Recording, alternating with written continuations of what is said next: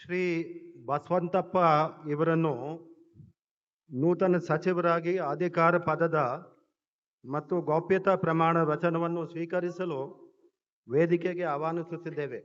ನಾನು ಕೆ.ಎಸ್. ಬಸವಂತಪ್ಪ ಎಂಬ ಹೆಸರಿನ ನಾನು ಕಾನೂನಿನ ಮೂಲಕ ಸ್ಥಾಪಿತವಾದ ಭಾರತ ಸಂವಿಧಾನ ವಿಷಯದಲ್ಲಿ ನಿಜವಾದ ಶ್ರದ್ಧೆ ಮತ್ತು ನಿಷ್ಠೆಯನ್ನು ಹೊಂದಿರುತ್ತೇನೆಂದು, ನಾನು ಭಾರತದ ಸಾರ್ವಭೌಮತ್ವವನ್ನು ಮತ್ತು ಅಖಂಡತೆಯನ್ನು ಎತ್ತಿ ಹಿಡಿಯುತ್ತೇನೆಂದು ಮತ್ತು ಕರ್ನಾಟಕದ ರಾಜ್ಯದ ಮಂತ್ರಿಯಾಗಿ ನನ್ನ ಕರ್ತವ್ಯಗಳನ್ನು ಶ್ರದ್ಧಾಪೂರ್ವಕವಾಗಿ ಮತ್ತು ಅಂತಃಕರಣ ಪೂರ್ವಕವಾಗಿ ನಿರ್ವಹಿಸುತ್ತೇನೆಂದು, ಭಯ ಅಥವಾ ಪಕ್ಷಪಾತವಿಲ್ಲದೆ ರಾಗದ್ವೇಷವಿಲ್ಲದೆ ಎಲ್ಲ ಬಗೆಯ ಜನರಿಗೆ ಸಂವಿಧಾನಕ್ಕೆ ಮತ್ತು ಕಾನೂನಿಗೆ ಅನುಸಾರವಾಗಿ ನ್ಯಾಯವಾದದ್ದನ್ನೇ ಮಾಡುತ್ತೇನೆಂದು ಜಗಜ್ಯೋತಿ ಬಸವೇಶ್ವರ ಹೆಸರಿನಲ್ಲಿ ಪ್ರಮಾಣ ಮಾಡುತ್ತೇನೆ.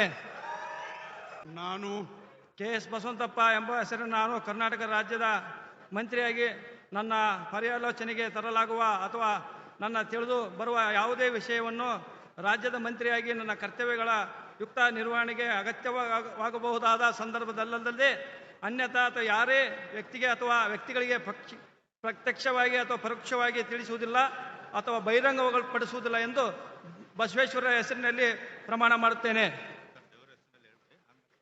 ಮತ್ತು ದೇವರ ಹೆಸರಿನಲ್ಲಿ ಪ್ರಮಾಣ ಮಾಡುತ್ತೇನೆ.